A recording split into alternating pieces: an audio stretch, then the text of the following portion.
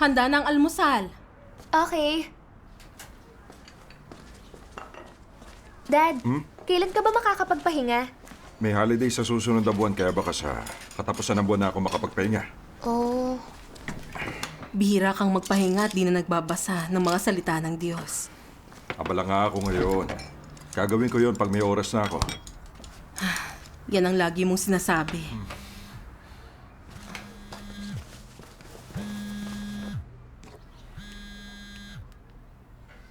Hello? Shinjing, nagka-problema ang mga siyang. Kailangan nating alisin ang mga bagay sa bahay nila. Okay, pupunta na ako. May usapin sa iglesia, kailangan kong umalis. Mag-iingat ka, ha? Oo.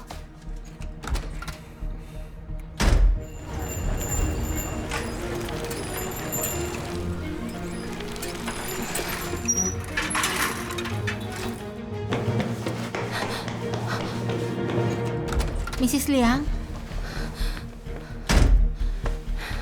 Linlin, nasaan ang mga libro ng mga salita ng Diyos? Hindi ko po alam. Hanapin mo ngayon. Miss Liang, ano pong nangyari? Naaresto ang mga magulang mo. Papunta na rito ang mga pulis. Kailangan maialis agad ang mga libro. Bilisan mo. Sige na. Sige po, hanapin ko na.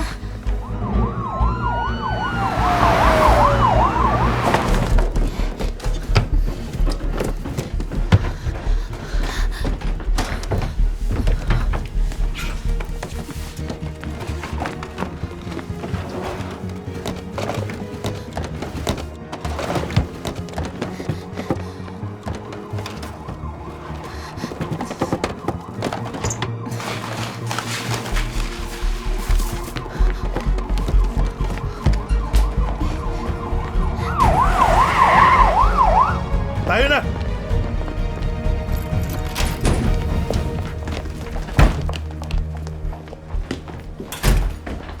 Haluhugin niyo lahat!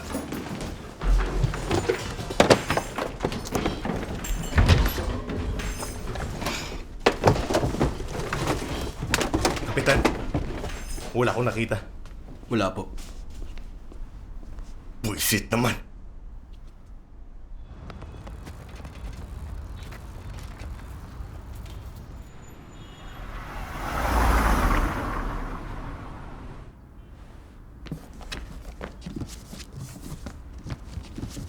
May ilang kapatid sa mga kalapit na iglesia ang nahuli nitong nakaraan.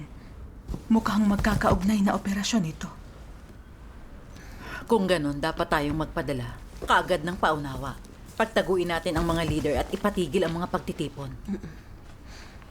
May ilan ding baguhan na wala pang matibay na kalagayan. Kung mahuhuli sila, iiwan nilang pananampalataya. Kailangan nating gumawa agad ng pagdidilig. Pwede ako maglaan ng dagdag na oras. O Sige. sige. Ilipat muna natin ang mga librong ito. Sige.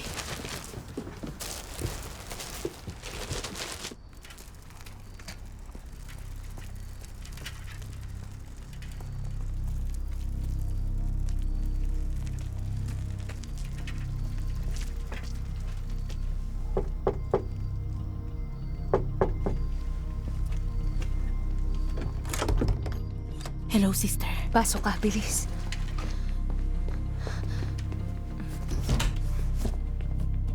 Maging maingat ka sa mga librong ito. Okay. Di ligtas dito. Sumama kayo sa akin. Ang mga gamit nyo.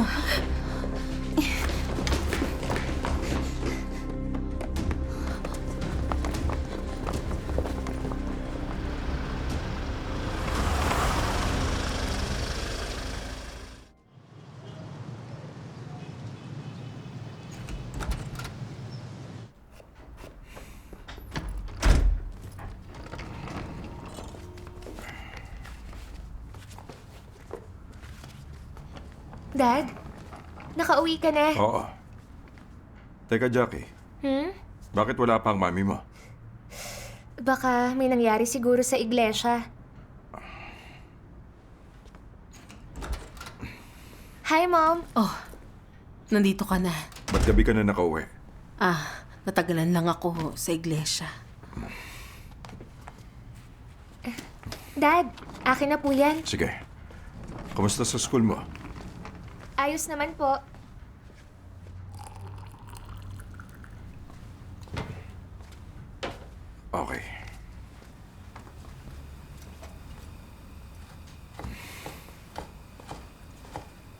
Hoy, alam mo ba na ang kasamahan kong si Jiang at ang asawa niya ay nahuli dahil sa pangangaral? Alam ko. Tinutugis ng Partido Komunista ang mga mananampalataya. Palagay ko, kailangan mo ng mananampalataya ng lihim. Huwag ka na makipagtipon. Teka, seryoso ka ba? May tuturing bang pananampalataya kung di ako makikipagtipon? Ilang taon nang nanguhuli ang partido, paano natin malalaman ang katotohanan kung walang pagtitipon? Hindi makakapasok sa kaharian ng langit ang mga duwag.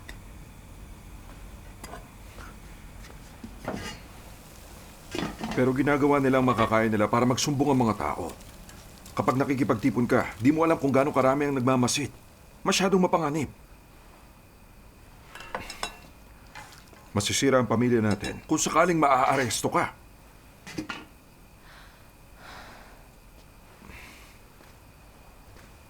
Handa ako makipagsapalaran dahil ang makapangyarihang Diyos dumating na nagpapahayag ng mga katotohanan na tagliligtas sa atin. Isang beses lang to darating sa atin. Sumusunod ako sa Diyos at hinahanap ang katotohanan. Hindi mo ako dapat hadlangan. Ayokong hadlangan ka sa gusto mo. Pero pawang kasama ng Partido Komunista, inilalagay nila kayo sa bingit ng kamatayan. Hinaan mo ang boses mo. Alam mo ba kung anong ginawa nila sa mga Jiang, ha? Ni hindi na makalakad si Mrs. Jiang. Kung hindi siya napiyansahan sa bureau, malamang na namatay siya roon. Kapag naaresto ka, kung hindi ka bubugbugin hanggang sa mamatay ka, siguradong makukulong ka ng ilang taon. Ikaw lang ang iniisip ko.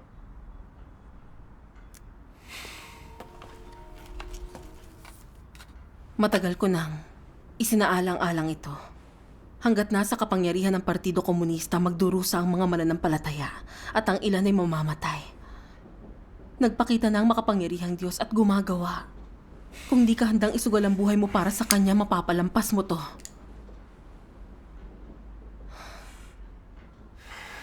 Dahil alam kong ito ang tunay na daan, hindi ako takot sa pag-uusig. Itigil mo na ang pagkumbinsi sa akin. Hindi ka takot mahuli. Pero isipin mo man lang ako. Nakakaya yun para sa akin. Kung nakakulong ka, anong iisipin ng mga kasamahan ko? Magiging kahihiyan yun para sa akin.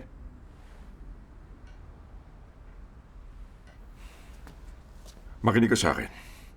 Bawal ka nang pumunta sa mga pagtitipon. Pwede ka magmadyong makipag-inuman na namang gusto mo pero walang mga relihiyosong aktibidad. Ano bang pinagsasabi mo?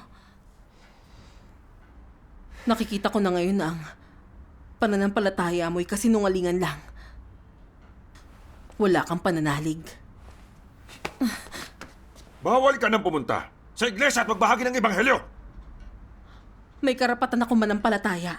Desidido ako sa landas na to. Huwag mo akong hadlangan. Sabihin mo pa yan. Di mo ako mapipigilang manalig. Yan ba ang akala mo? Nababaliw ka na ba? Dad, wag mong saktan si Mom. Ayos lang ba kayo? Ayos lang ako.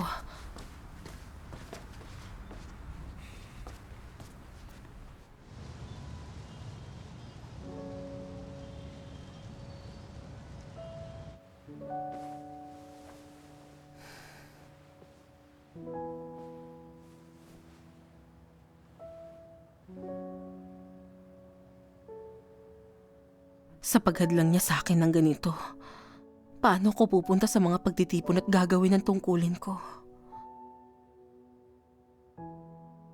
Diyos ko, magbukas ka ng landas para sa akin. Handa ako magpasakop sa anumang isasaayos mo.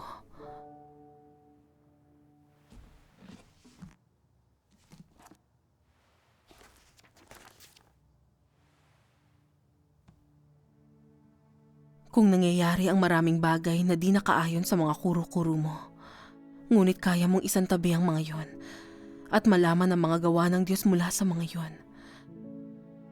Kung sa gitna ng mga pagpipino ay nagpapakita ka ng pag-ibig sa Diyos, ito ay pagtayong saksi. Kung mapayapa ang iyong tahanan Natatamasa mo ang mga kaginhawaan ng laman. Walang umuusig sa'yo. At sinusunod ka ng iyong mga kapatid sa iglesia. Maipapakita mo ba ang iyong pusong nagmamahal sa Diyos? Mapipino ka ba ng sitwasyong ito? Sa pamamagitan lang ng pagpipino mo maipapakita ang pag-ibig mo sa Diyos. At sa pamamagitan lang ng mga bagay na di nakaayon sa iyong mga kuro-kuro ka magagawang perpekto.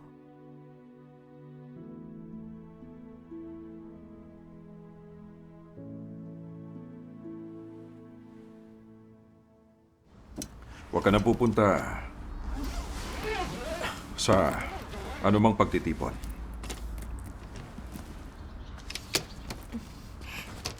Dad, di mo maaabutan ng tren kung di ka pa aalis. Narinig mo ba ako? Mahuhuli ka na, Dad.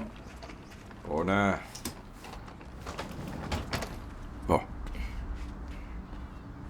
Okay. alis na ako. Paalam, Dad. Paalam. Mom, may sasabihin ako. Ano yun? Sinabihan ako ni Dad na bantayan kita at tawagan siya kung malalaman kong pupunta ka sa mga pagtitipon. Hindi ba ako magiging hudas nun? Wala akong sasabihin sa kanya. Mabuti. Magbasa ka ng mga salita ng Diyos. Huwag kang magulo. Opo. Sige, marami akong gagawin ngayon. Ikaw nang magluto pag late na ako nakauwi. Anong tinutukoy ng salitang pananampalataya? Ito'y ang tunay na paniniwala at tapat na pusong dapat taglayin ng mga tao kapag hindi nila nakikita o nahahawakan ang isang bagay. Kapag ang gawain ng Diyos ay hindi naaayon sa mga kuro-kuro ng tao, kapag hindi ito kayang abutin ng tao, ito ang pananampalatayang binabanggit ko. Kailangan manampalataya ang mga tao sa mga panahon ng paghihirap at ng pagpipino. At ang pananampalataya ay sinusundan ng pagpipino, hindi mapaghihiwalay ang pagpipino at pananampalataya. Paano man gumawa ang Diyos, at anuman ang iyong sitwasyon, nagagawa mong hangarin ang buhay at hanapin ang katotohanan, at hangaring makaalam tungkol sa gawain ng Diyos at magkaroon ng pag-unawa sa mga kilos niya, at nakakikilos ka alinsunod sa katotohanan. Ang paggawa nito ang pagkakaroon ng tunay na pananampalataya at nagpapakita na hindi ka nawala ng pananampalataya sa Diyos. Ang tunay na pananampalataya ay pagpapatuloy sa paghahanap ng katotohanan sa pamamagitan ng pagpipino. Tunay na pagmamahal sa Diyos, hindi siya pinagdududahan kailanman. Pagsasagawa ng katotohanan para mapalugod siya, anuman ang gawin niya. Paghahanap sa kalooban niya para maging maalalahanin dito. Amen. Amen. Amen. Salamat sa Salamat Diyos. sa Diyos.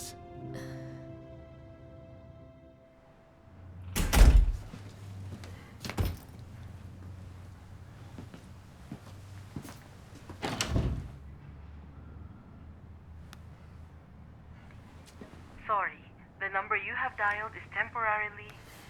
Sorry, the number you have dialed is temporarily unavailable.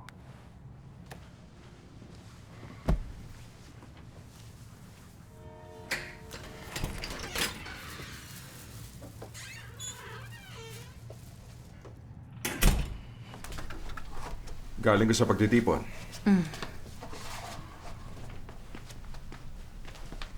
Nagpunta ka pa rin kahit pinagbawalan na kita. Ba't ang tigas ang ulo mo? Ano bang mali sa'yo hindi magpunta?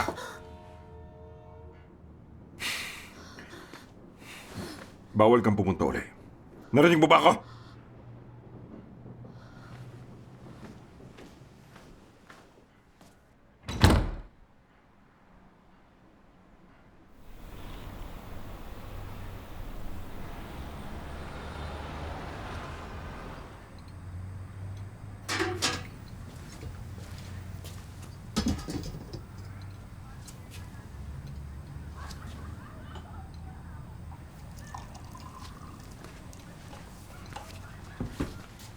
May pagkain sa kaldero.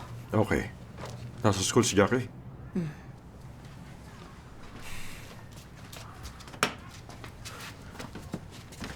Papunta ka sa pagtitipon.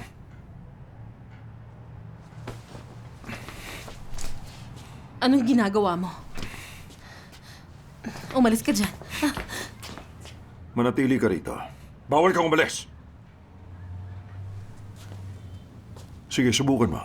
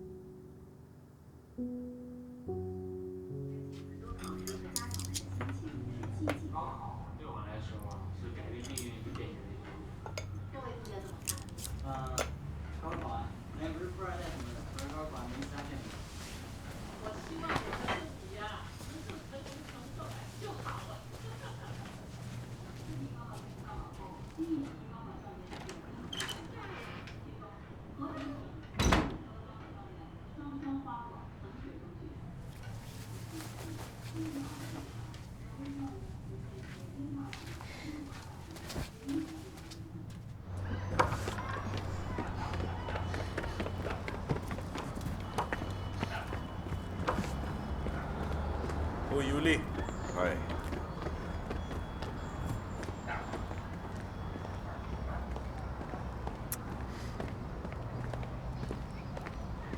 Ba't mo ko sinusundan? Pupunta ka sa pagtitipon. Sige lang, sasama ako sa'yo. Ibang klase ka.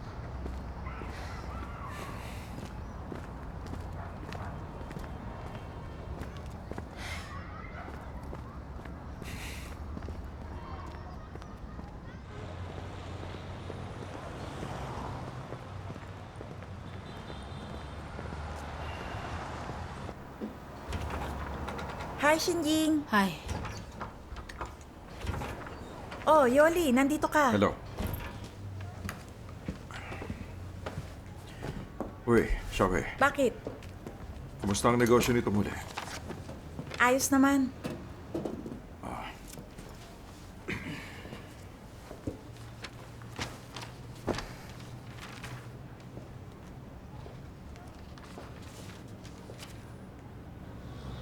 Itong isa lang. Okay na yan. Sige. Susupot ko to para sa'yo. Osa, dito na ako. Ingat ka. Ay, ikaw rin. Sa susunod ulit, ha? Sige.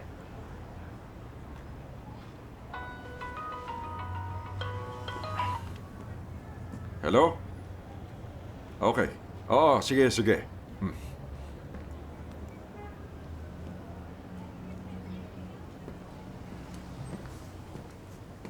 Lalabas lang ako sandali.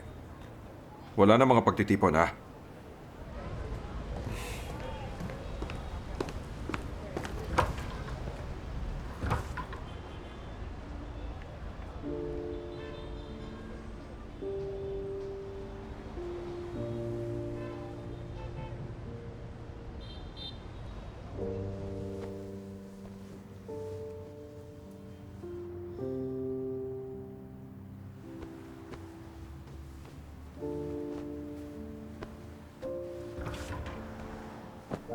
Sinjing, Oy, Sister Zhao.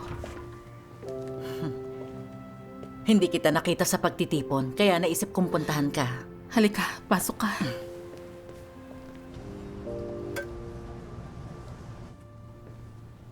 Pinipigilan ako ni Yuling magpunta mula nang naaresto ang mga Jiang.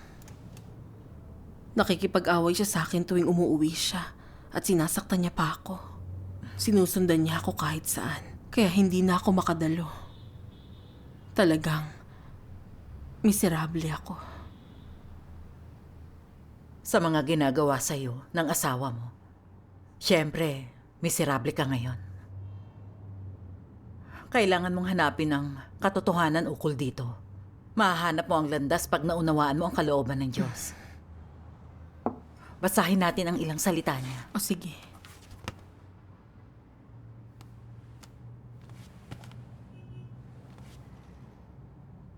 Sa bawat hakbang ng gawaing ginagawa ng Diyos sa gitna ng mga tao, sa panlabas ay mukha itong pag-uugnayan sa pagitan ng mga tao, na para bang mula sa pagsasaayos ng tao o mula sa panghihimasok ng tao. Ngunit sa likod ng mga eksena, ang bawat hakbang ng gawain at lahat ng nangyayari ay isang pustahan na ginawa ni Satanas sa harap ng Diyos, na humihiling sa mga taong magpatotoo sa Diyos. Gaya ng si Job ay sinubukan, halimbawa, sa likod ng mga eksena, nakikipagpustahan si Satanas sa Diyos. Ang nangyari kay Job ay ang mga gawa at panghihimasok ng mga tao. Sa likod ng bawat hakbang ng gawaing ginagawa ng Diyos sa inyo ay ang pakikipagpustahan ni Satanas sa Diyos. Sa likod ng lahat ng ito ay isang labanan.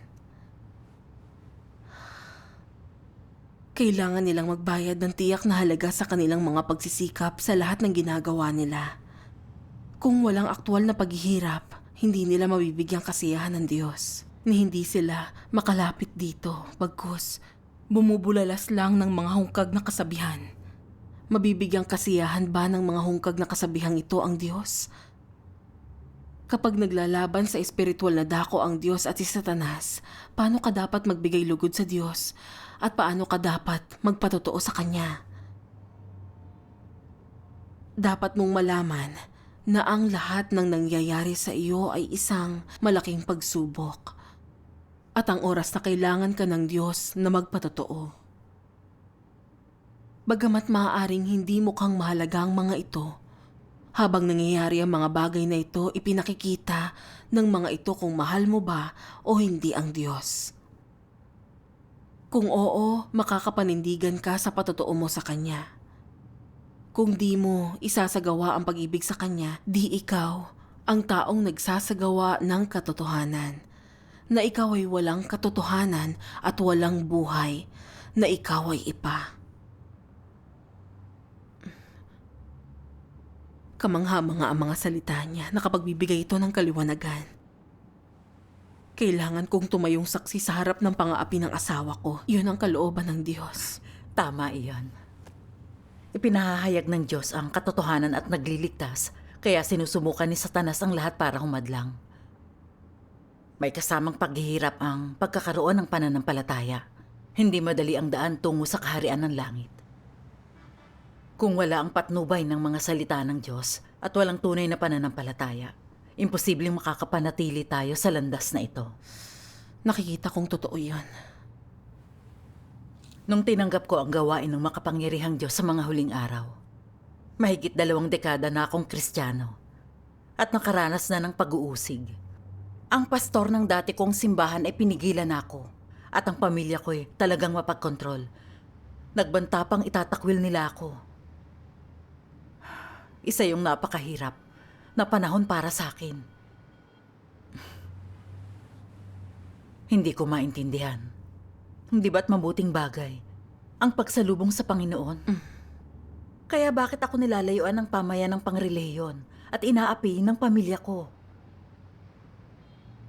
Ang mga salita ng Diyos ang nagbigay sa akin ng kaliwanagan na maunawaan na ginagamit ni Satanas ang paghihigpit ng pamilya ko at ang mga pag-atake ng pastor para pigilan akong sumunod sa Diyos at tanggapin si Kristo ng mga huling araw. Gusto nila akong panatilihing nakakulong sa relihiyon para mapunta sa impyerno kasama nila. Tunay nga na masama si Satanas. Nagkaroon ako ng higit na lakas ng mapagtanto ko ito. Di ako pwedeng mahulog sa mga panlalansi niya. Natagpuan ko na ang tunay na daan. Kaya gambalain man ako ni Satanas, handa akong ipagsapalaran ang lahat. Tatayo akong saksi para sa Diyos. Amen. Kaya sinabi ko sa pamilya ko, walang mabuting idudulot ang pagpilit sa akin. Desidido na ako rito. Ibinibigay ko ang mahinang katawang ito sa Diyos. Salamat sa Diyos. Pagkatapos noon, tumigil na sila sa paghadlang sa akin. Pagkakita ko kay Satanas na napahiya at natalo, labis ang pagpapasalamat ko sa Diyos. Salamat sa Diyos. Ginabayan ako ng Diyos sa lahat ng yon. Di ko alam na naranasan mo rin ito. Ang dami mong pinagdaanan. Sobrang nakatulong sa akin ang pagbabahagi mo. Di madali ang pagsunod kay Kristo ng mga huling araw. Meron na akong kapasyahan ngayon na tumayong saksi paano man ako apihin ng asawa ko, hindi ako pwedeng magpatalo sa kanya.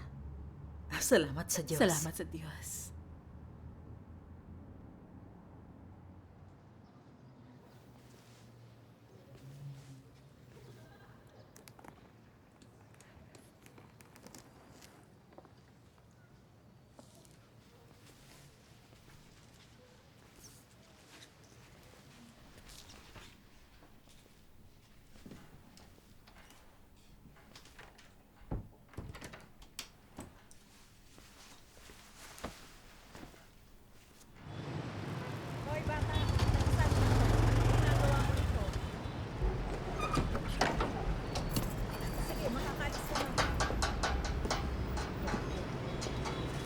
Oh, kamusta? May problema sa motor ko. Pwede mong tingnan? Sige. Tulak mo papasok. Oh, sige. Kumusta ka nitong huli? Hindi ganong maayos. Mauna na kayo. Magbabantay ako. Oh, sige. Puno ng mga pulang armband ng kalsada at mas mapagmatsyag sila. Oo nga. Inaaresto tayo ng malaking pulang dragon at ginagawa ang mga taong isumbong ang isa't isa. Lalong humihirap na makipagkita palagi. Nung isang araw, nasa pagtitipon ako na isinumbong. Kung hindi namin pinagbantay ang ilang tao, naaresto na kami. Ang posibilidad ng pagkaaresto ay nakakalungkot. Natatakot tayo sa mga pagtitipon sa ating tungkulin. Wala pa tayong sapat na pananampalataya. Totoo. Basahin natin ang mga salita ng Diyos. Sige. Sa pahina 625. Dahil ito'y sinimulan sa isang lupain na kumukontra sa Diyos, lahat ng gawain ng Diyos ay nahaharap sa malalaking balakid. At matagal isakatuparan ang marami sa kanyang mga salita. Sa gayon ang mga tao'y pinipino dahil sa mga salita ng Diyos na bahagi rin ng pagdurusa. Hindi madali sa Diyos na gawin ang kanyang gawain sa lupain ng malaking pulang dragon. Ngunit sa paghihirap na ito, ginagawa ng Diyos ang isang yugto ng kanyang gawain. Ipinapakita ang kanyang karunungan at kamanghamanghang gawa at ginagamit ang pagkakataong ito para makumpleto ang grupong ito ng tao. Amen. Amen. At sa pahina 547. Babasahin ko ito. Sige.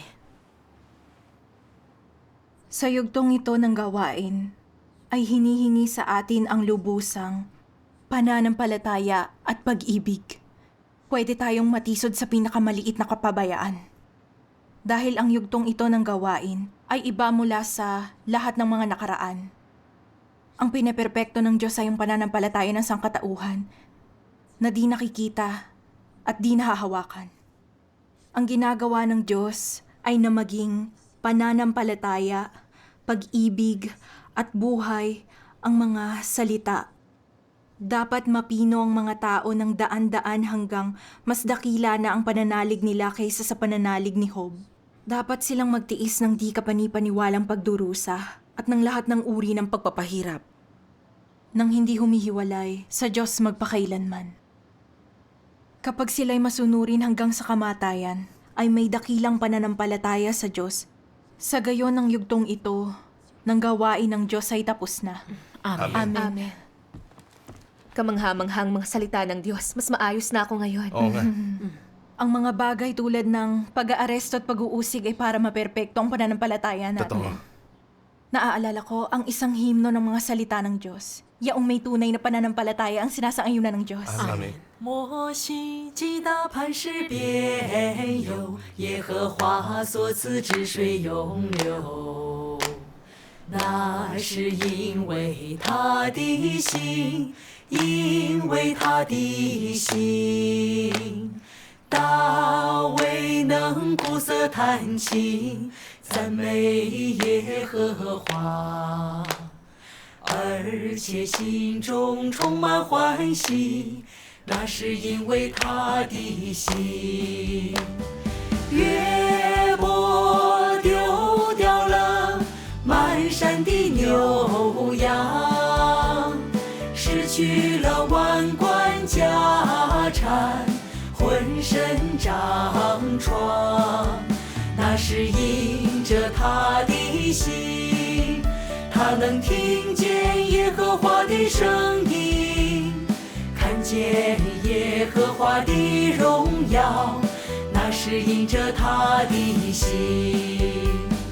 彼得能跟随耶稣基督，是因着他的心。他能为神钉十字架，有荣耀见证，也是因着他的心。约翰看见人子荣耀的形象，是因着他的心。看见末世的异象，更是因着他的心。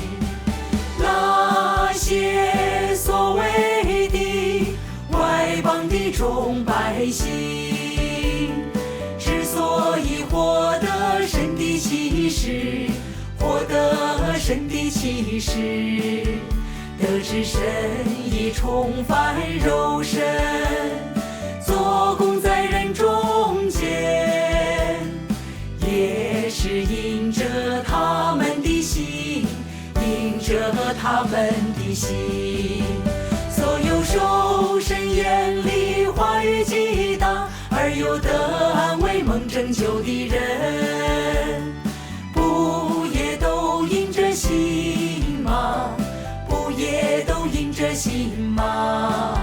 所有受神眼里话语激荡而又得安慰蒙拯救的人，不也都因着心吗？都因着心吗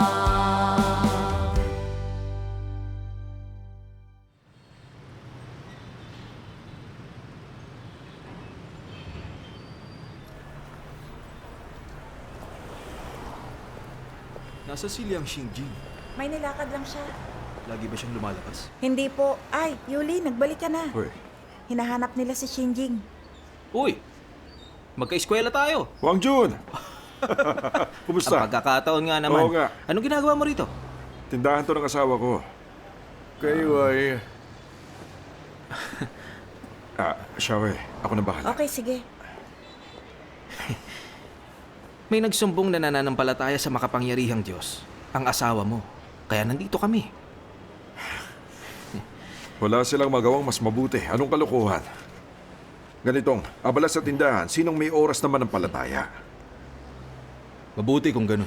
Ang mga mananampalataya sa makapangyarihang Diyos ay pinaghahanap sa China at pinarurusahan na malapit. Totoo yun. Naglabas sila ng utos na hindi kami pwedeng maging maluwag sa kanila.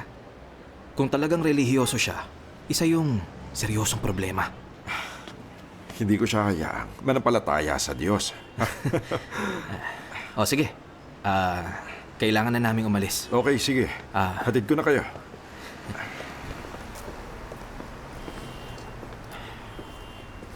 Yuli, Bakit?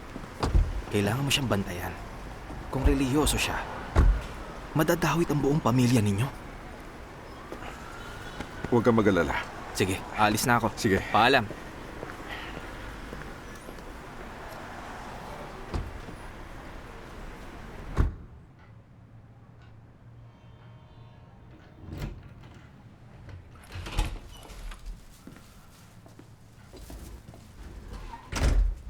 Oh, nakabalik ka na pala.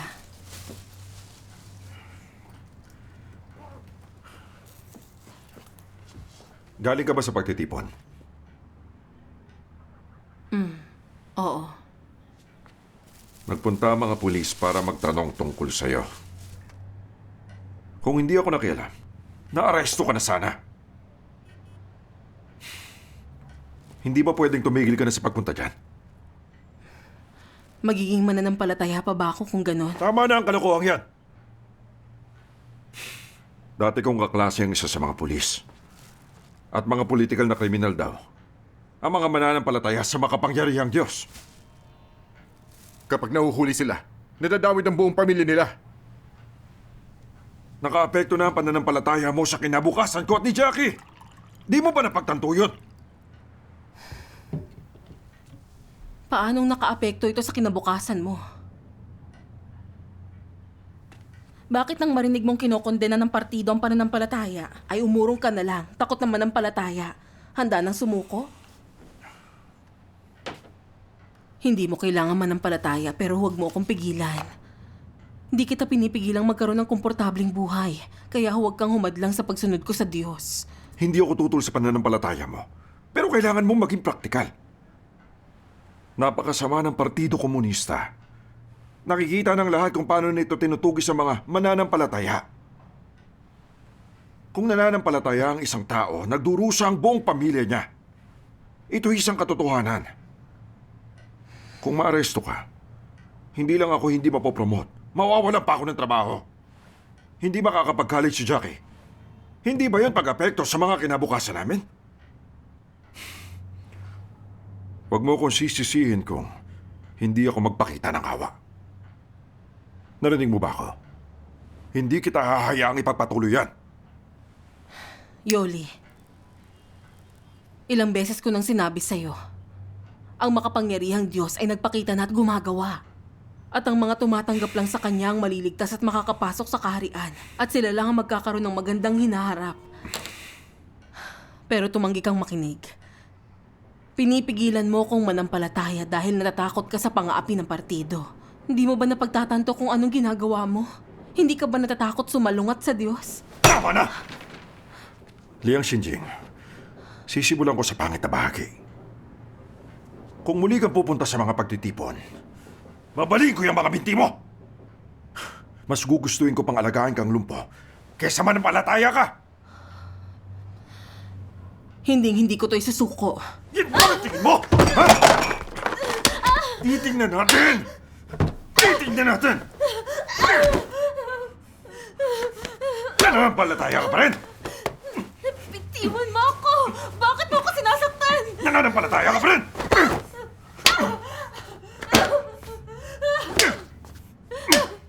Demonyo ka! Mapapakituhuan din kita! Kung itutuloy mo pa yan, maghihiwalay tayo!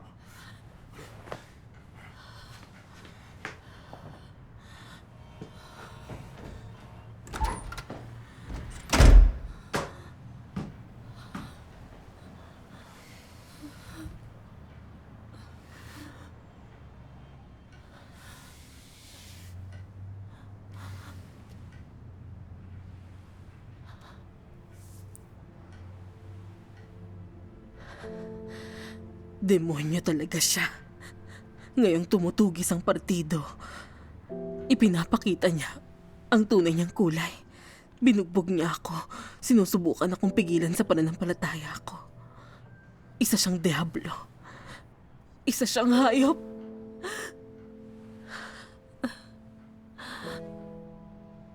Dapat talaga na maghiwalay na tayo.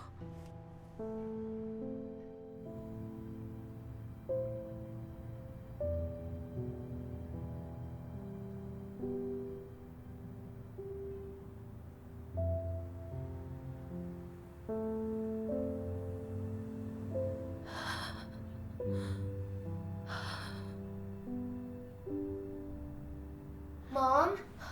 Mom? Oh, Mom, punit ang school uniform ko. aayusin ko yan para sa'yo. Mom? Anong problema? Ayos lang ako. Sinaktan ka na naman ni Dad. Ay, ayos lang. Hindi ba't suportado niya dati ang pananampalataya natin? Ba't siya naging ganito ngayon? Mom, nananampalataya lang tayo sa Diyos. Wala tayong ginawang anumang mali.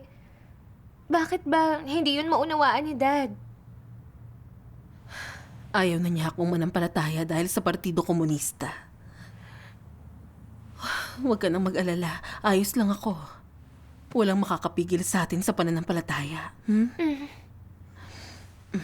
Akin na. Mom, sa kwarto ko ikaw matulog na yung gabi. Natatakot akong saktan ka ulit ni Dad.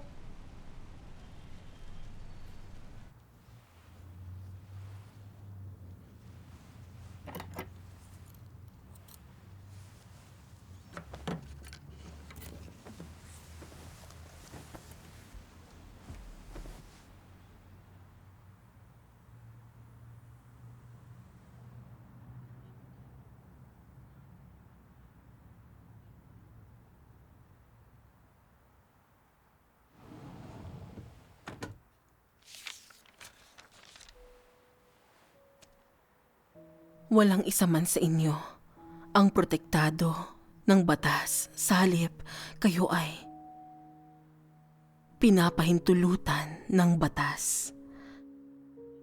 Ang mas malaking problema pa ay hindi kayo nauunawaan ng mga tao.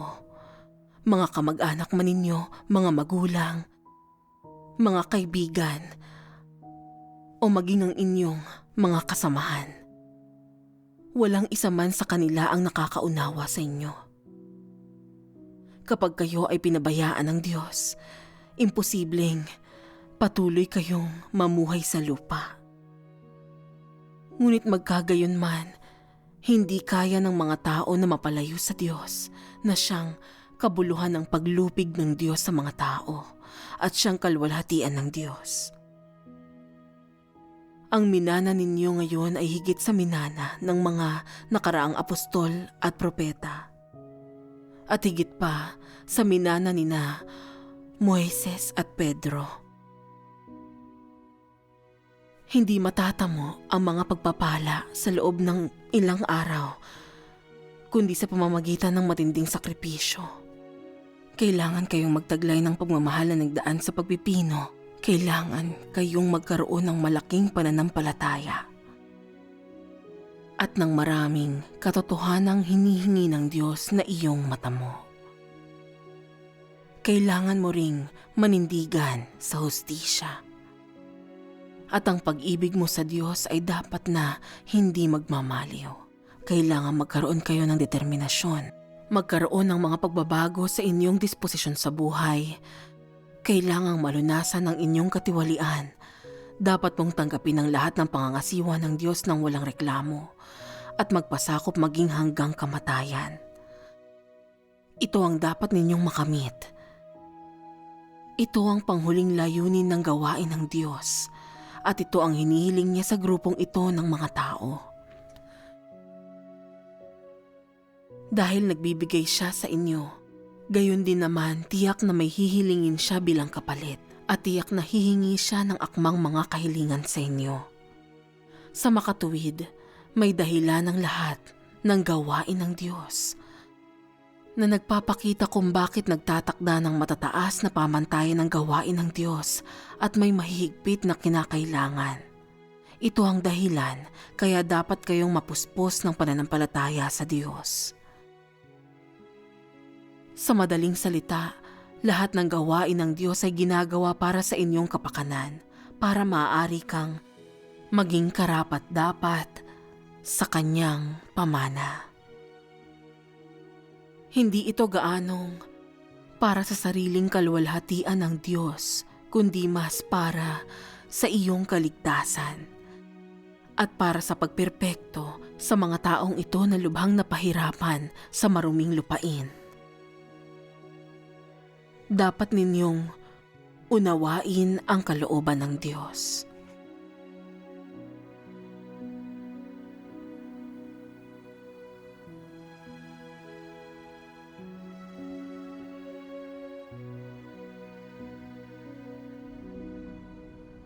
Pinag-iisipan ko nitong huling ilang araw kung ba't ako binugbog ng asawa ko at gusto akong pigilang manampalataya. Nabasa ko sa mga salita ng Diyos, bakit minamahal ng isang lalaki ang asawa niya? Bakit minamahal ng isang babae ang asawa niya? Bakit masunuri ng mga anak sa mga magulang nila? Bakit mahal ng mga magulang ang mga anak nila? Ano ang mga layo ng kinikimkim ng mga tao? At layon ba nila'y hindi upang matupad ang mga plano at makasarili nilang pagnanasa? Totoo ang mga salita ng Diyos. Walang tunay na pagmamahal sa pagitan ng mga tao. Wala nga. Ang lahat ay tungkol sa personal na pakinabang. Oo nga. Tinatrato niya ako ng maayos dati dahil nakatulong yon sa mga interes niya. Ginagamit niya ako para bigyan siya ng anak, labhan ng damit niya, ipagluto siya at kumita ng pera. Ngayong may pananampalataya na ako at ginagawa ko ang tungkulin ng isang nilikha, takot siyang makaapekto yun sa kinabukasan niya. Nakompromiso ang mga interes niya kaya inilalabas niya ang pangil niya. Ginagawa lahat para mapigilan ako at inaapi at binubugbog ako. Ipinapakita niya ang malademonyo niyang mukha. Napagtanto ko na kami ay magkaibang uri ng tao. Pinipili niyang hangarin ang karera niya na sumunod sa partido sa pagsalungat sa Diyos. Ang pinili ko'y hanapin ang katotohanan. Magkaiba ang landas namin ng asawa ko. Kung walang pagdanas ng gawain ng Diyos at pagbabasa ng mga salita niya, hindi ko sana naunawaan ito. At iniisip ko pa ring mahal niya ako at iniingatan niya ako. Napagharian sana ako ng emosyon at paano ako makapagpapatuloy sa pagsunod sa Diyos. Sa pang-aapi ng pamilya ko, nakita ko na ang malademonyong mukha ng mga hindi mananampalataya. Ang pagmamahal lang ng Diyos ang totoo. Amen. Ito'y pagliligtas ng Diyos sa akin mula sa mga gapos ng pamilya at ako'y nagpapasalamat sa Kanya. Salamat sa Diyos. Salamat sa Diyos. Habang lalo nating nararanasan ang gawain ng Diyos, mas maraming katotohanan ang natututunan natin. Ito ang pagmamahal ng Diyos. Salamat sa Diyos. Amen. Salamat sa Diyos.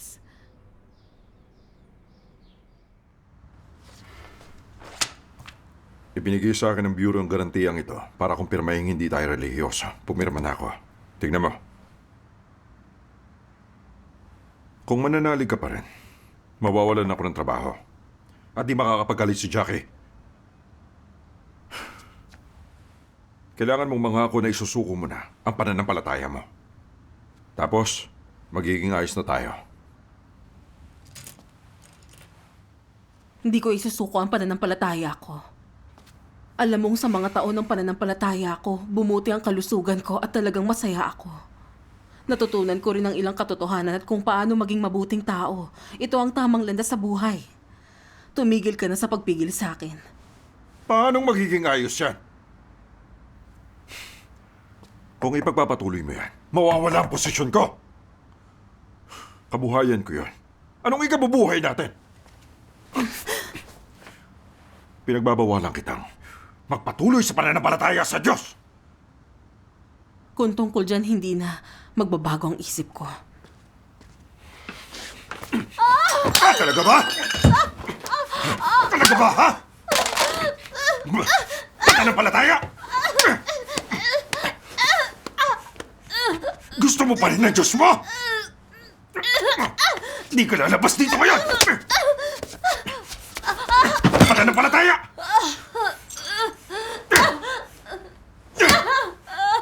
Nananampalataya ka pa rin! Papakita ko sa'yo! Ito ang magiging katapusan mo! Gusto mo na pananampalataya? Tumayo ka! Nananampalataya ka pa rin! Pananampalataya!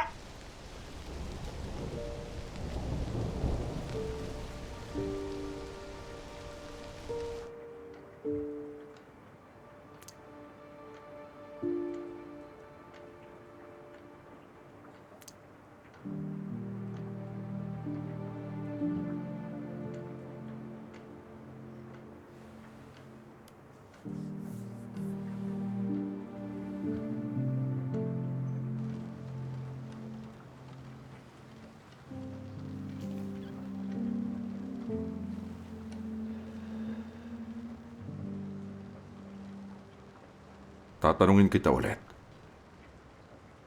Gusto mo ba ang Diyos o ang pamilyang ito? Mamili ka.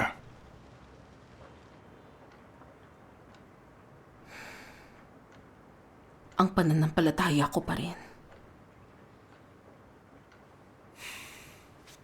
Kung gano'n maghihiwalay tayo.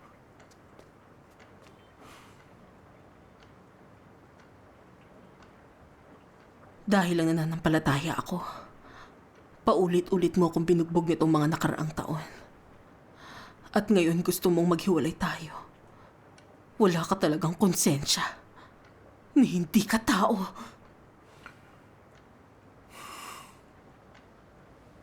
Imposible sa aking manatiling kasama mo.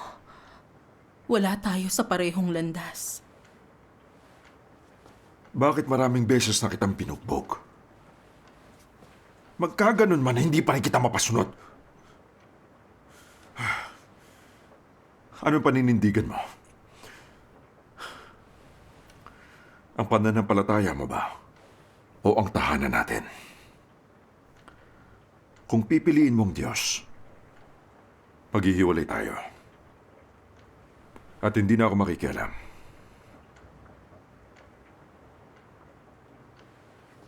Dahil gusto mong makipaghiwalay.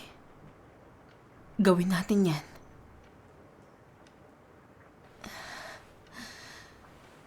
Nasa magkaibang landas tayo. At hindi pwedeng magsama. Tapusin na natin to.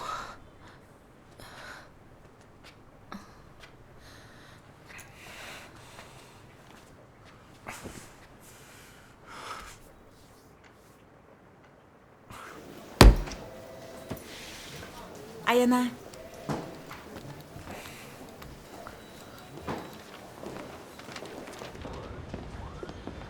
Hindi mo naman kailangang umalis. Madalas ako nasa malayo, kaya pwede ka manatili talaga si Jackie.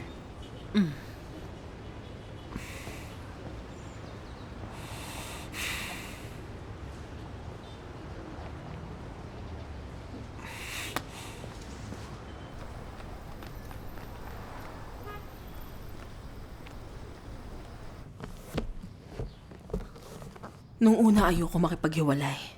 Teenager na ang anak namin kaya titiisin ko na lang yon. Pero patuloy niyang iginigiit ang usapin. Pinapipili ako kung pamilya ba o ang pananampalataya ko. Siyempre pinili ko ang Diyos at pumayag makipaghiwalay.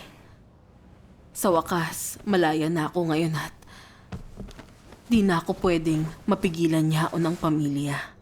Mabubuhos ko ng lahat sa paggawa para sa Diyos itong biyaya at pagpapala niya.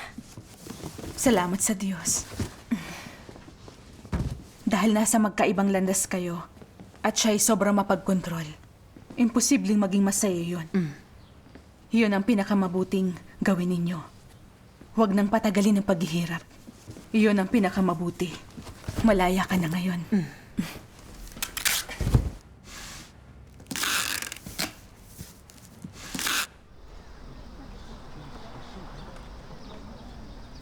Hi, Director Ma. Mabutit nandito na kayong lahat. May natanggap tayong utos. Mula sa huling pulong ng Municipal Prevention Committee na magbabahay-bahay sa bawat kali at nayon para maghanap ng mga mananampalataya. Oh, pumili kayo ng isang lugar at masinsinang magtrabaho. Teka, di ba si Liang Xingjing yun? Nalaman kong sinubukan niyang pasampalatayain si Mrs. Zhao ng Building 3. Talaga? Isa siyang mananampalataya. Hoy, napansin kong lagi siyang pumapasok Oo at nga. lumalabas.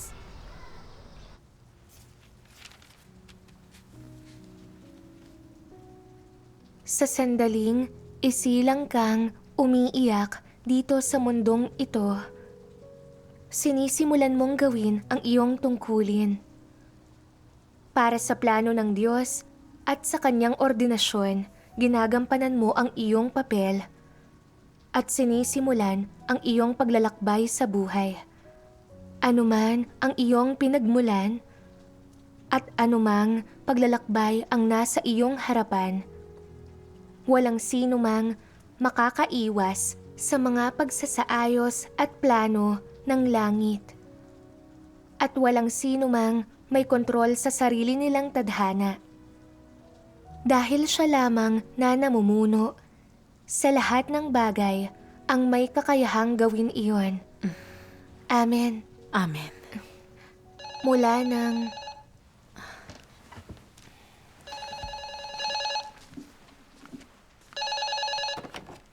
Hello? May natanggap ako mensahe. Kailangan mong umalis sa bahay bago mag-alas 10:30 ngayong gabi. Hindi ligtas. Ano mang gawin mo, huwag kang babalik.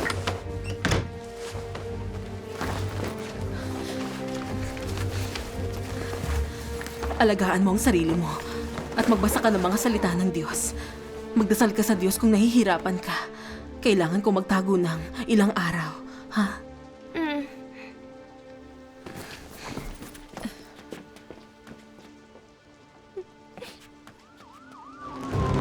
Tara, bilisan nyo! Sige! Bilis!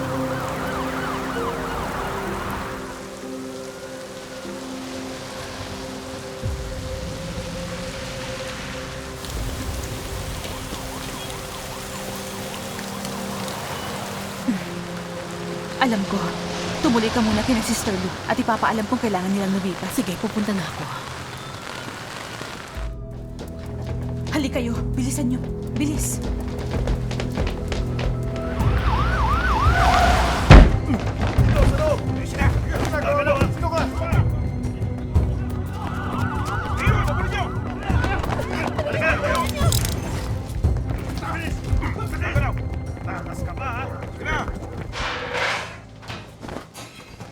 Hoy bata, kung babalik ang nanay mo, isumbong mo sa amin agad.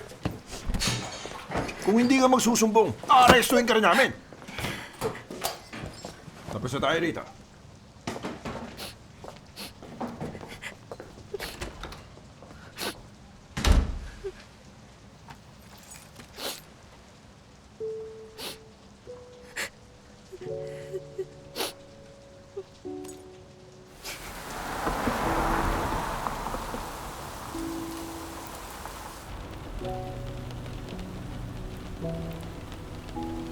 Wala akong ideya kung kumusta na si Jackie. Diyos ko, manatili ka sana sa tabi ni Jackie at bigyan siya ng lakas.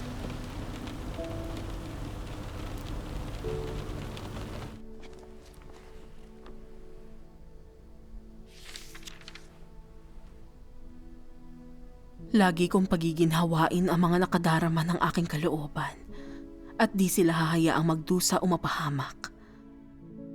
Ang pinakamahalaga ngayon ay kumilos ayon sa aking kalooban. Ang mga gumagawa nito ay tiyak na tatanggap ng aking mga pagpapala at pag-iingat. Sino ang ganap na makagugugol sa sarili nila at makapaghahandog ng lahat nila para sa akin? Lahat kayo ay walang gana. Nagpapaikot-ikot ang inyong mga kaisipan, iniisip ang tahanan, ang mundo sa labas, ang pagkain at damit.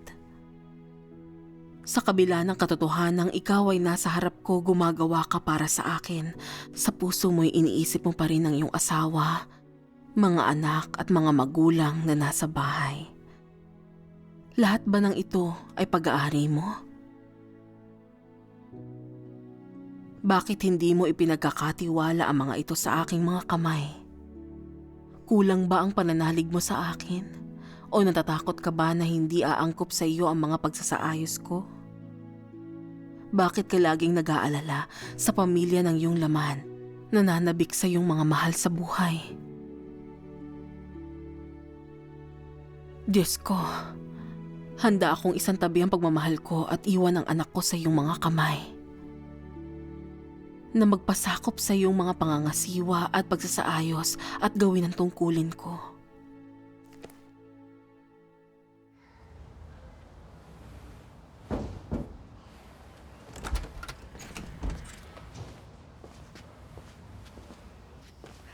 Sister Liang, may dumaang 2 lalaki para suriin ang gas. Pero talagang tingin sila ng tingin sa paligid.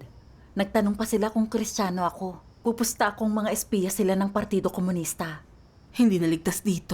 Nakabantay sila sa atin. Lilipat na tayo.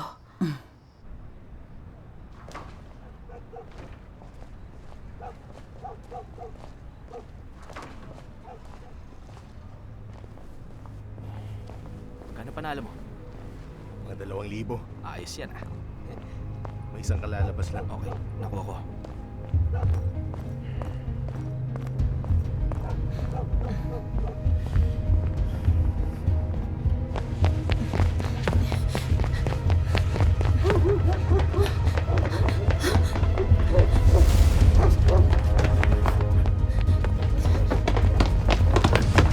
Doon ka pumunta!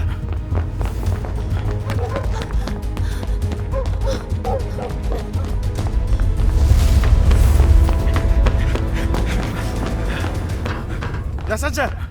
Nawala siya. Buisit naman oh. Sa banda ron!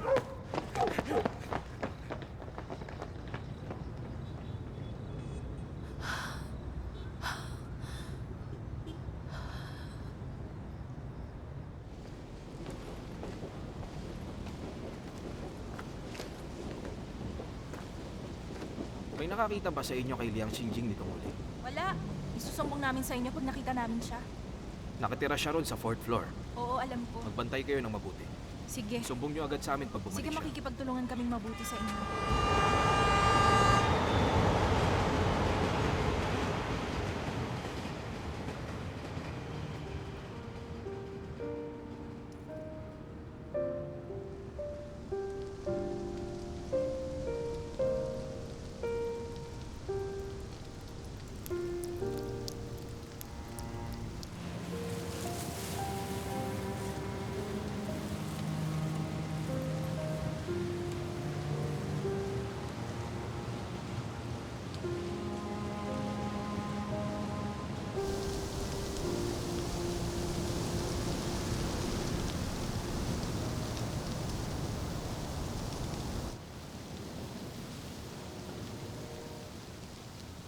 Hello? Jackie? Kailangan ko mag-overtime ngayong Sabado at Linggo. Kaya hindi ako makakauwi. Sige po, Dad.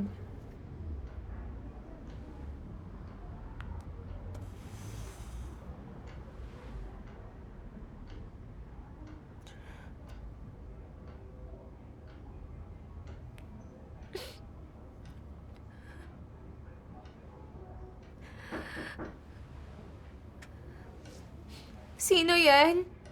Ako to, si Mrs. Ma. Buksan mo ang pinto.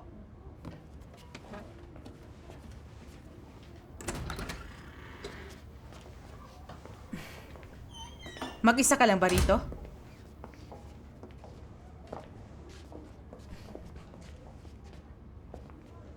Dumaan ba ang nanay mo? Hindi po. Hindi krimen ang pananampalataya ng mommy ko. Ba't lagi niyo siyang hinahabol? Hindi iyon. Pinahihintulutan ng pamahalaan, kaya krimen ang pananampalataya niya. Sutil na bata ka. Sabihin mo sa amin kapag bumalik na siya. Kung hindi, magiging krimen yon ang pagkupkup ng kriminal at makukulong ka. Narinig mo ba ako? Tara na. Kung makita mo siya, sabihan mo kami, ha?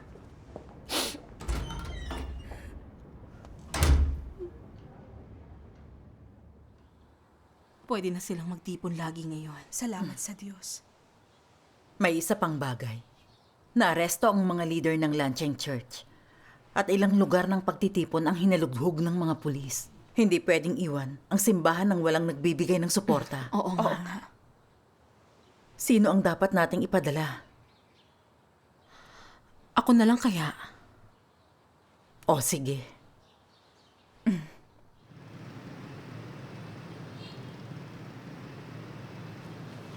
Kaunti lang ang nakakaalam na mananampalataya si Sister Shu, kaya ligtas dito. Mainam. Oy, ako na riyan. Sabihan mo ako kung may kailangan ka. Sige. Ayaw magpaawat ng malaking pulang dragon sa mga pag-aresto. Nakakapagtipon pa rin ba ang mga kapatid? Karamihan sa kanila ay negatibo at ang ilan ay natatakot dumalo sa pagtitipon. Mabuti na narito ka.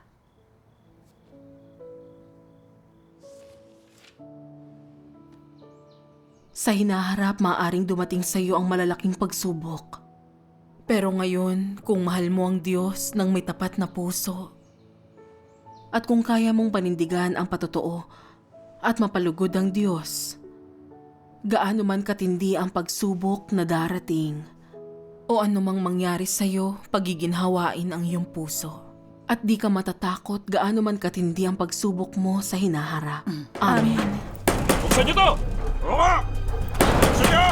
May problema. Nandito ang mga pulis.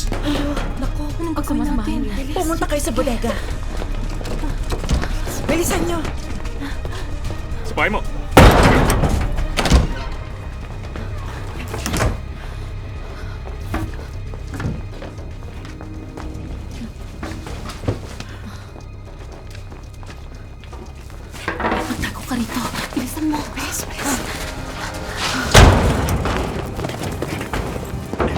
Ano ginagawa niyo? Huwag kayong gagalaw! Tungkol saan to?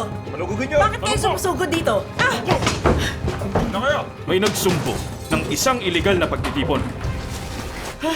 Si Sir Liang. Huwag kang gumawa ng ingay.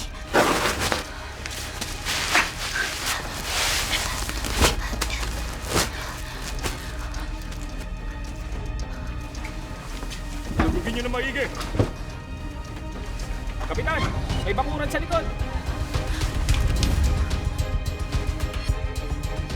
Tara! Kayo, sumama kayo sa akin! Aba!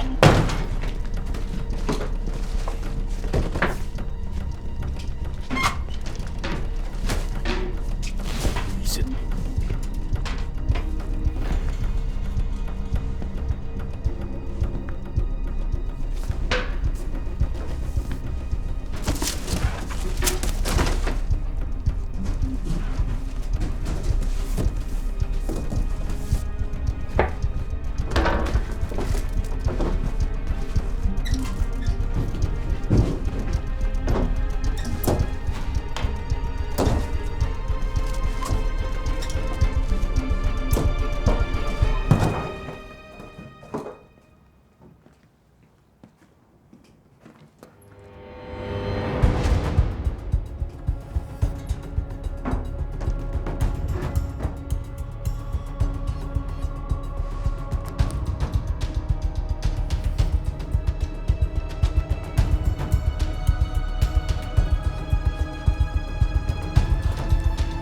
Buisit!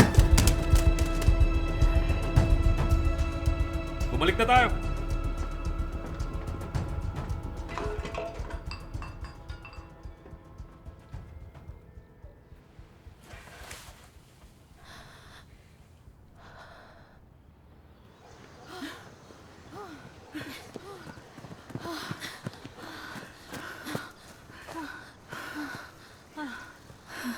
Muntik na yun. Muntik na tayong maaresto. Magpahinga tayo saglit. Parang sasabog ang dibdib ko.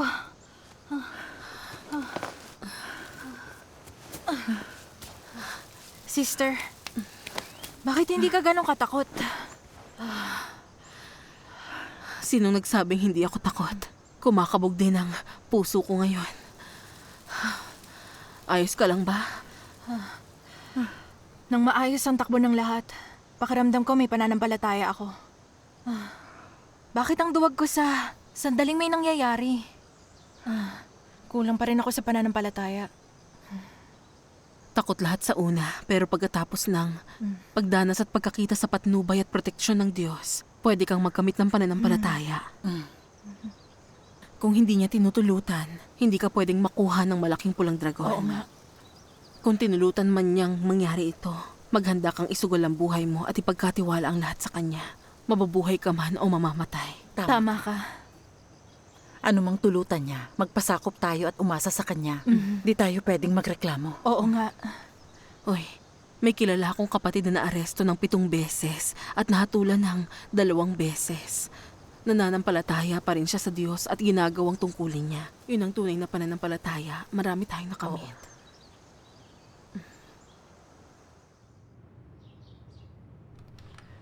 Oo. Sa pamamagitan ng mga pag-aresto at pag-uusig ng malaking pulang dragon, nakita ko ang proteksyon ng Diyos at lumago ang pananampalataya ko. Salamat sa Diyos. Salamat sa Diyos. Ginagamit ito ng Diyos bilang tagapagsilbi. Ginagawang perpekto ang pananampalataya at pagmamahal natin. Ito'y pagpapala ng Diyos para sa atin. Amen. Napakalaki ng pagmamahal ng Diyos para sa atin. Dapat gawin natin ang higit pa para gampanan ang ating tungkulin. Amen. Ay, kumanta tayo ng isang himno. Magaling. Sa pagpipino, nagkakaroon ng pananampalataya ang tao.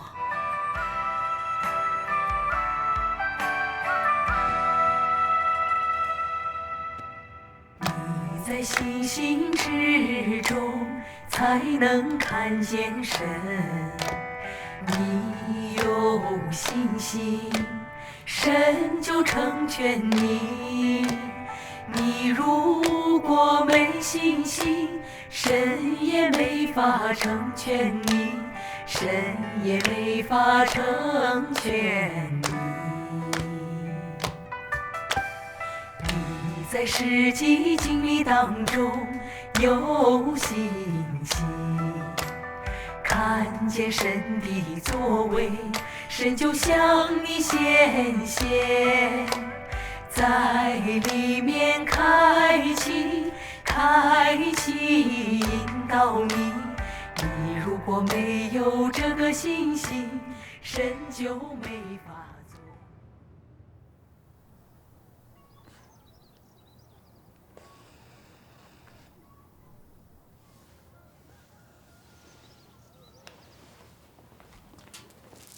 Eto na po. Heto, tapos ko nang tahiin. Wow, napakaganda nito. Sobrang sama ng loob ko nang magkapunit ito. Di ko inakalang matatapalan pa ito. Salamat! Wala yun. Lola, tignan mo ang tagpi ni Mrs. Liang. Ang ganda, di ba? Maganda nga.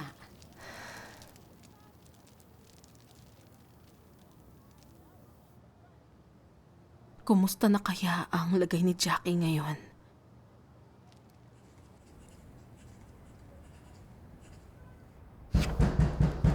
Jackie!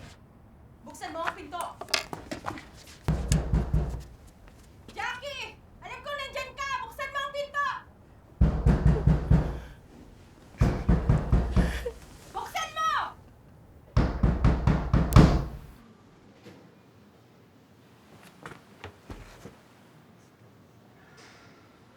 Mukhang walang tao rito. Umalis na tayo.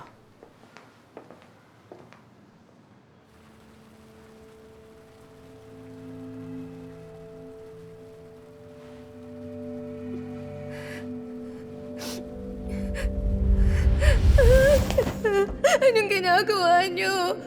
Akala mo makakapagtago ka? Akala mo di ka namin mahuhuli? Akala mo makakatakbo ka?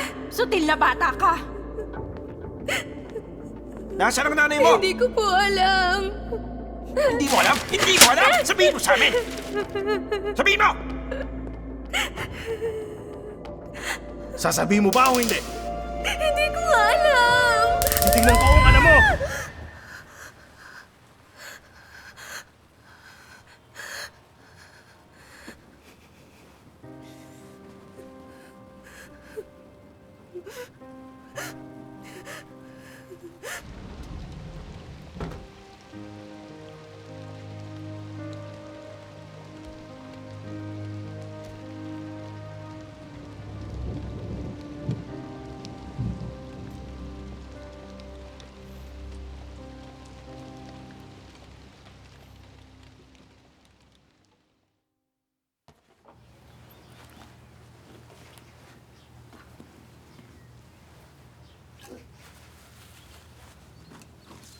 Sinjing, bakit? Kailan ang balik mo mula sa pagpupulong ng mga coworker? 3 o 4 na araw. Gusto kong makita ang anak ko ron. 2 taon nang nakalipas? Mag-iingat ka ron. Mag-iingat ako.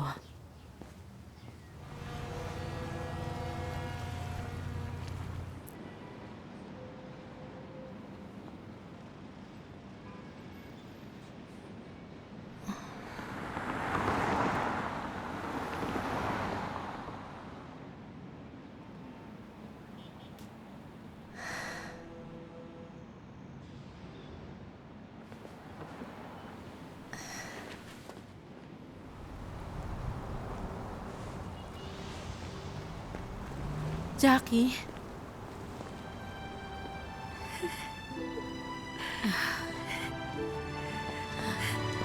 Mommy!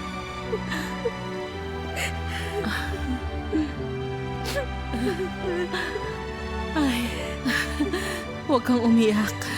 Tumahan ka na.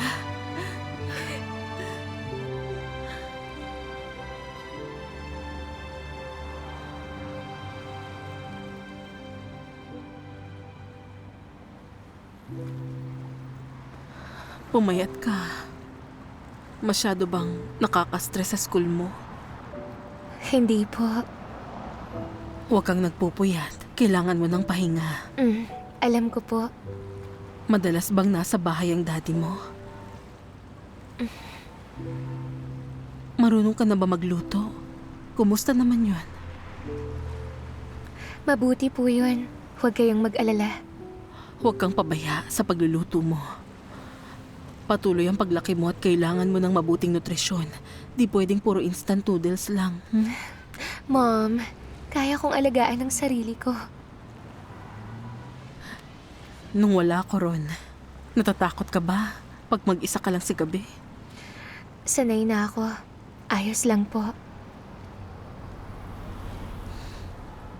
Nagdarasal ka pa ba at nagbabasa ng mga salita ng Diyos? Opo.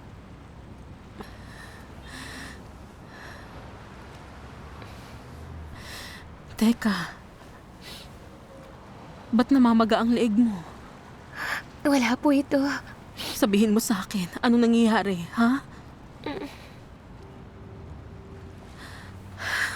Jackie, anak, sabihin mo sa akin, okay?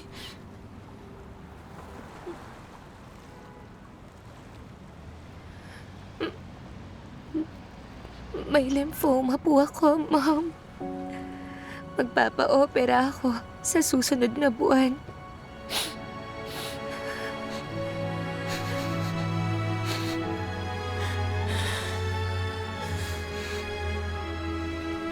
Sabihin mo, paano nangyari yan?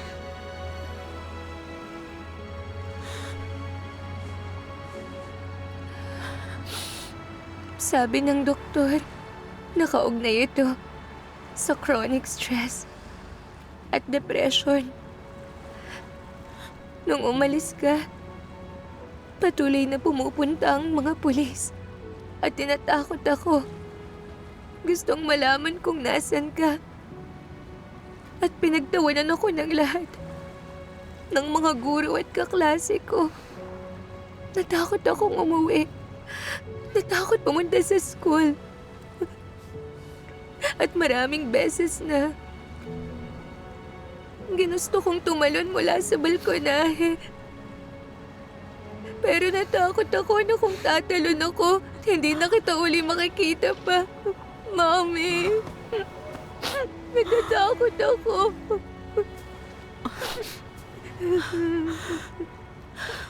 Ay, Jackie, anak. Huwag kang matakot. Ang Diyos ay nasa tabi natin. Siya ang suporta natin.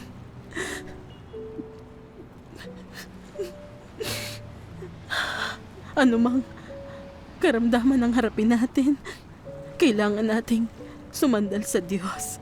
Siya nang bahala ron. Huwag tayong matakot.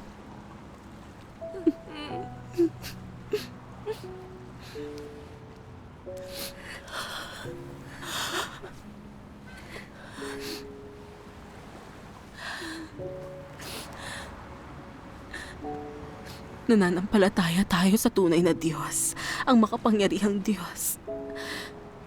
Sabi ng mga salita niya, ang makapangyarihang Diyos ay makapangyarihang manggagamot. Ang manahan sa karamdaman ay ang magkasakit, subalit ang manahan sa espiritu ay ang gumaling. Nasa mga kamay niya kung mabubuhay tayo o mamamatay. Kung magdarasal tayo, sa Diyos tiyak na tutulong siya.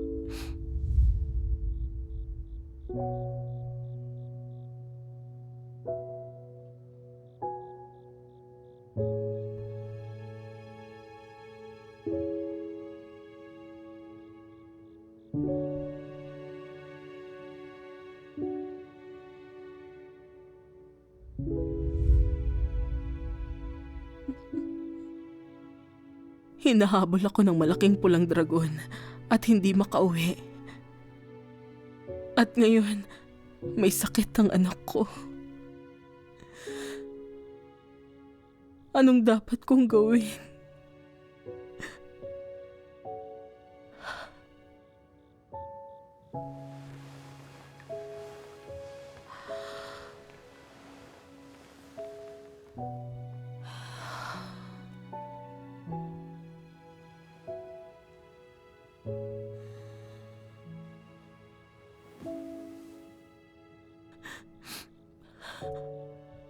Diyos ko, talagang nahihirapan ako. Kung talagang mamamatay ang anak ko, anong gagawin ko?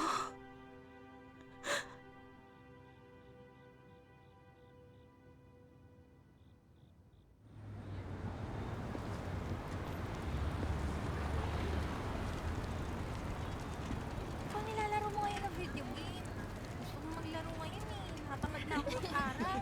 Gusto kong kumain ngayon. Meron akong bilihan na ng ice cream. Masarap. Uy, tingnan mo ang video na ito. Diba? Sabi ko sa iyo eh, nakakaaliw kaya. Tayo tapos. Sige na.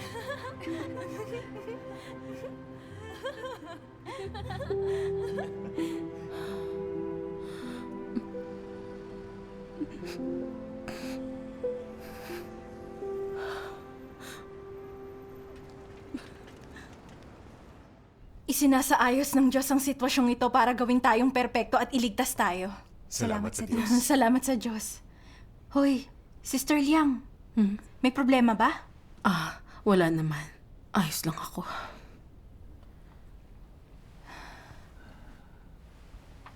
Tapusin na kaya natin ang pagtitipon. Sige.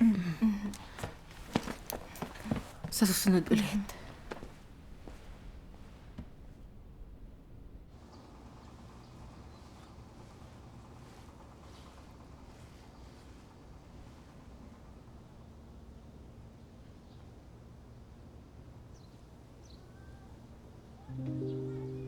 Iniwan ko ang pamilya ko para gumugol sa Diyos. Dapat pinoprotektahan niya kami. Paanong nagkaroon ng cancer ang anak ko? Sinusubok ba ng Diyos ang pananampalataya ko?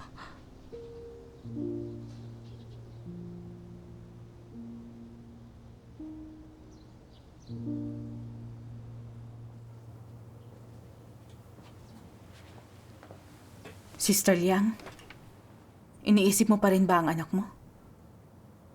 Hindi ko mapigilang mag-alala tungkol sa kanya. Hindi ko alam kung anong kalooban ng Diyos. Paano nagkaroon siya ng cancer?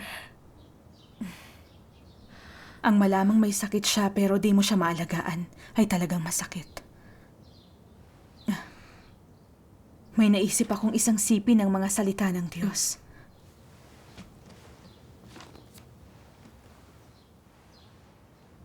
Habang sumasailalim sa mga pagsubok, normal sa mga tao ang manghina o maging negatibo ang kalooban o hindi malinawan ang kalooban ng Diyos o ang landas ng kanilang pagsasagawa. Ngunit ano't anuman, kailangan mong magkaroon ng pananampalataya sa gawain ng Diyos. At huwag itanggi ang Diyos gaya ni Job. Bagamat mahina siya at isinumpa ang araw ng pagsilang niya, hindi niya itinanggi na lahat ng bagay sa buhay ng tao ay ipinagkaloob ni Jehovah at na si Jehovah rin ang siyang babawi sa lahat ng ito. Paano man siya sinubok, pinanatili niya ang pananampalatayang ito.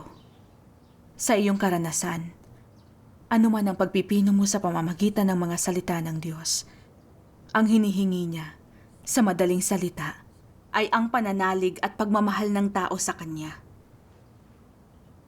Ang kanyang ginagawang perpekto sa pamamagitan ng paggawa sa ganitong paraan ay ang pananampalataya, pagmamahal at mga hangarin ng mga tao. Ginagawa niya ang gawain ng pagperpekto na hindi nakikita o nadarama ng mga tao. Sa gayong mga sitwasyon, kinakailangan ng pananampalataya. Amen. Amen. Amen. Nanghina ako nang marinig kong may cancer siya. Napakababa pa rin ng tayog ko at kulang ang pananampalataya ko. Pag tunay nating ibinibigay ang lahat ng para sa Diyos, gagabayan niya tayo sa mga paghihirap.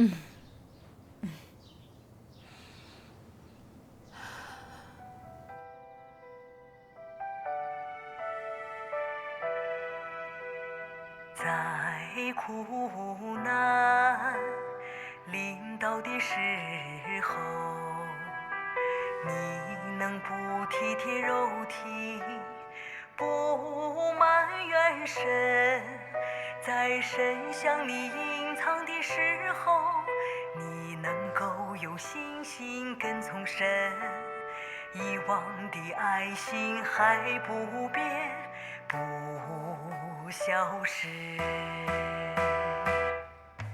无论神怎么做，你都任身摆布，宁肯咒诅自己的肉体，也不埋怨神。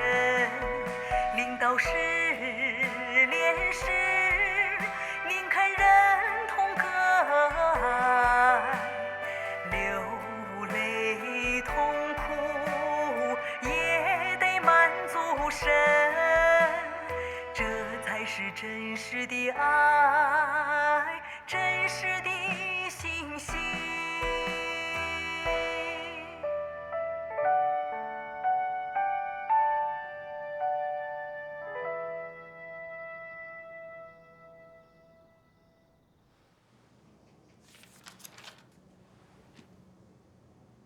Napakaraming naniniwala sa akin para lamang pagalingin ko sila.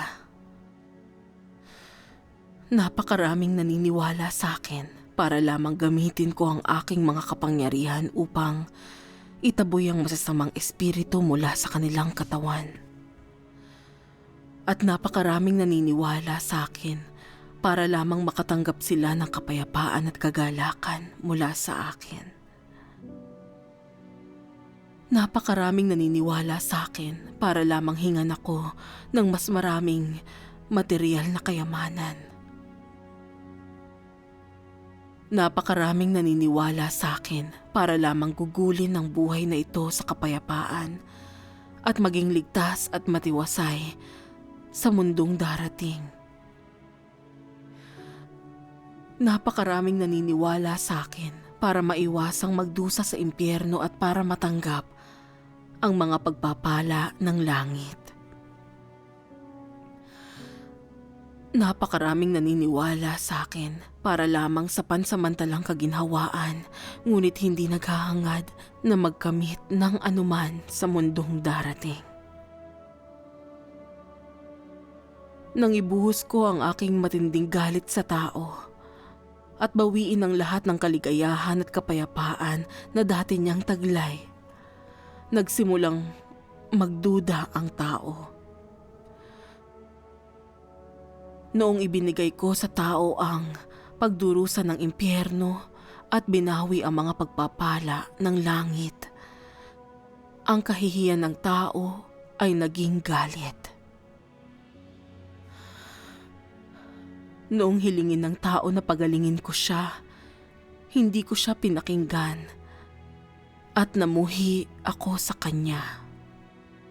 Iniwan ako ng tao upang hanapin ang tulong ng panggagaway at pangkukulam. Nang alisin ko ang lahat ng hiningi ng tao sa akin, naglaho ang lahat ng walang bakas. Sa makatuwid, sinasabi ko na ang tao ay may pananampalataya sa akin sapagkat ako ay nagbibigay ng maraming biyaya at masyadong maraming magiging pakinabang.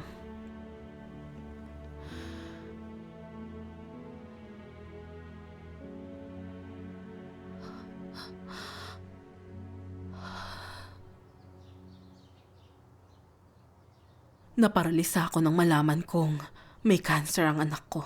Di ko nagagawa ang tungkulin ko. At nagkaroon ako ng reklamo sa puso ko.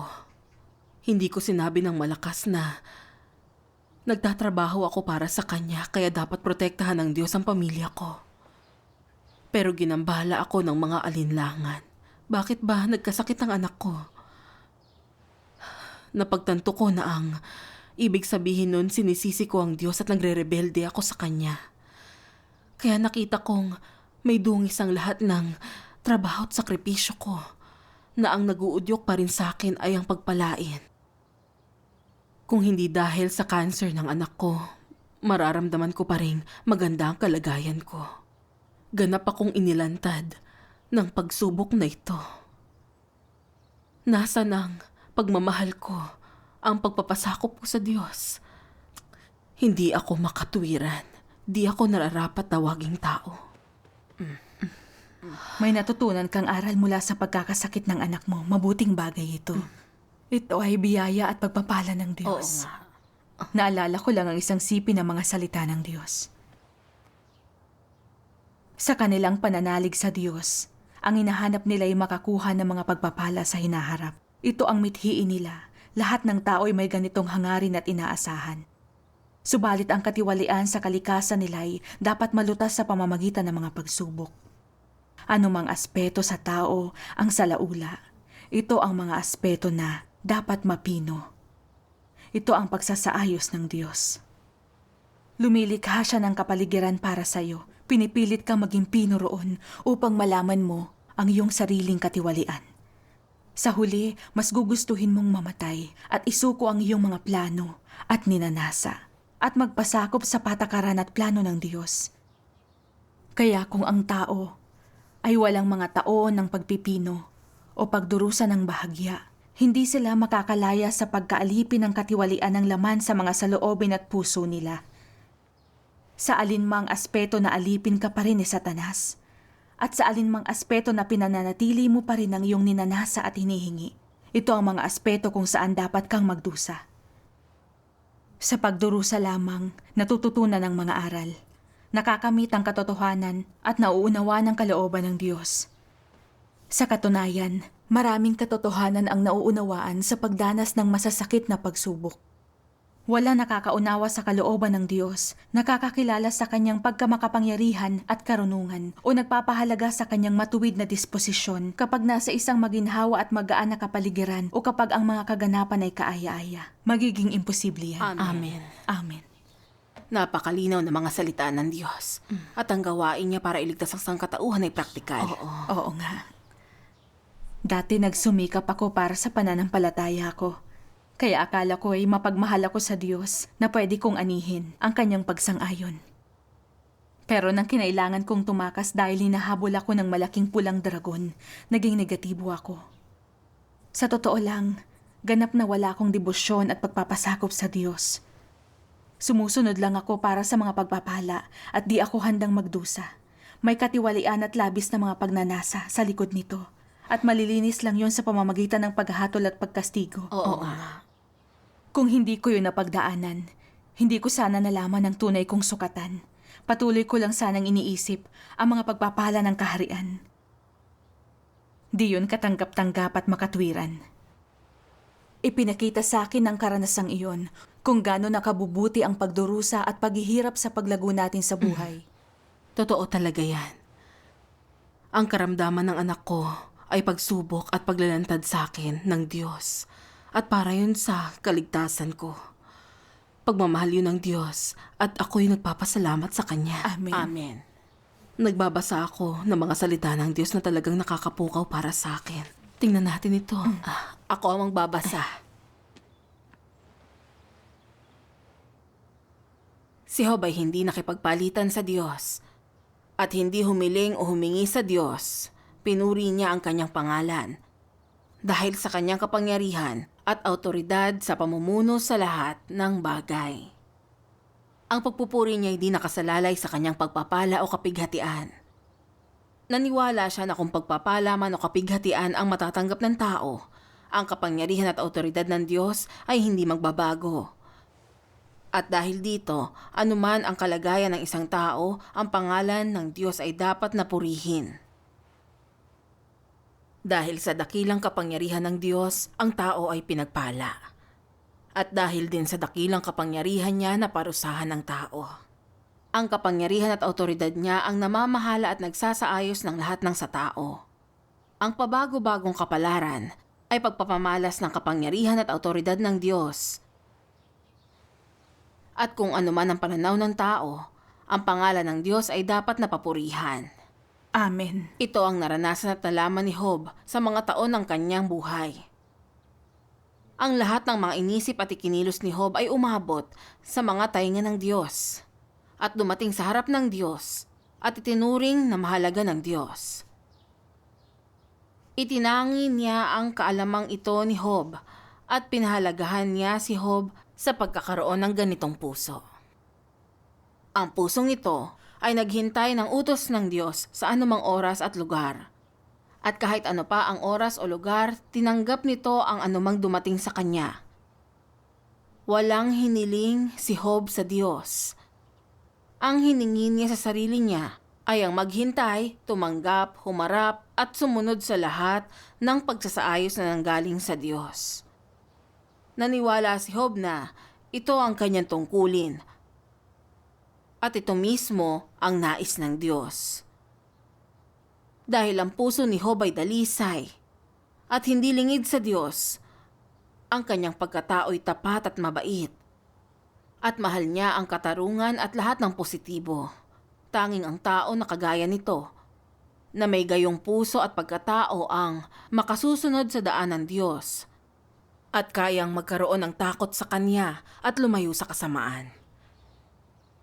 Ang ganitong tao'y maaaring makakita sa dakilang kapangyarihan at autoridad ng Diyos at makatatamo ng pagsunod sa pamamahala at pagsasaayos niya. Ang ganitong tao lang ang maaaring makapagbigay ng papuri sa pangalan niya. Ito'y dahil alam niyang nakasalalay ang lahat sa mga kamay ng Diyos at hindi inisip ang mga pagpapala o sakuna. Alam niyang ang pag-aalala ng tao'y tanda ng kahangalan, kamangmangan, kawalan ng katwiran, o ng pag-aalinlangan sa katotohanan na ang Diyos ay makapangyarihan sa lahat ng bagay, at ng kawalan ng takot sa Diyos. Ang kaalaman ni Job ay ang siya mismong ninais ng Diyos. Amen. Amen. Amen. Pambihira ang pananampalataya ni Job. Ganap niyang naunawaan na ang nakuha niya mula sa kanyang pagsisikap ay ibinigay lahat ng Diyos sa kanya. Yun ang dahilan kaya nasabi niya na ang Diyos ay nagbibigay at ang Diyos ay nag-aalis. At pinuri niya ang pangalan ng Panginoon. Hindi talaga ako nakapantay kay Job. Hindi ba ang cancer ng anak ko'y tinulutan ng Diyos? Bakit wala ako ni katiting na ideya kung ano ang kalooban ng Diyos ukol dito? Wala talaga akong sapat na pananampalataya. Sa pagdarasal at pagbabasa ng mga salita niya, nauunawaan ko na ang kalooban niya. At alam ko na ang kapalaran ng anak ko'y nasa mga kamay niya. Ano man ang kalabasan ng operasyon, magpapasakop ako sa mga pagsasaayos niya.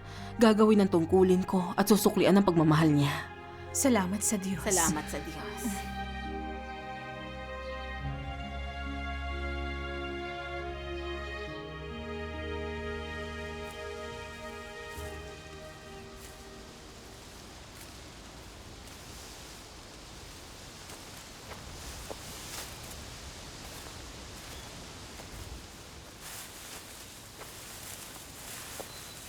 Magpahinga muna tayo. May konting tubig ako rito. Sige, okay.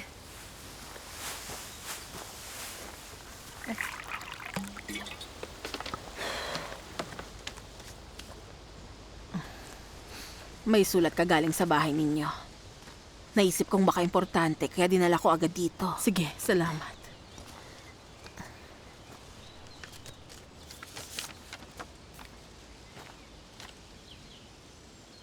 Mommy, may maganda po akong balita. Naging matagumpay ang operasyon ko. Natakot talaga ako noong araw ng operasyon. Kaya nagdasal ako sa Diyos at hiniling sa kanyang pagpalain ako ng isang matagumpay na operasyon na walang maging problema. Hindi na ako masyadong natakot pagkatapos kong magdasal. At unti-unti akong nakatulog. Nang magising na po ako, tapos na ang operasyon. Sinabi ng doktor na talagang naging maayos ang operasyon. At tuwang-tuwa ako na nagsimula akong umiyak. Alam ko na yun ay pagprotekta ng Diyos sa akin. Labis ang pasasalamat ko sa Kanya. Mommy, huwag kayong mag-alala. Mabuti ang pagaling ko. Kaya huwag kayong mag-alala ng husto na di na kayo makatulog. Magtuon lang kayo sa paggawa ng tungkulin nyo at pagsukli sa pagmamahal ng Diyos.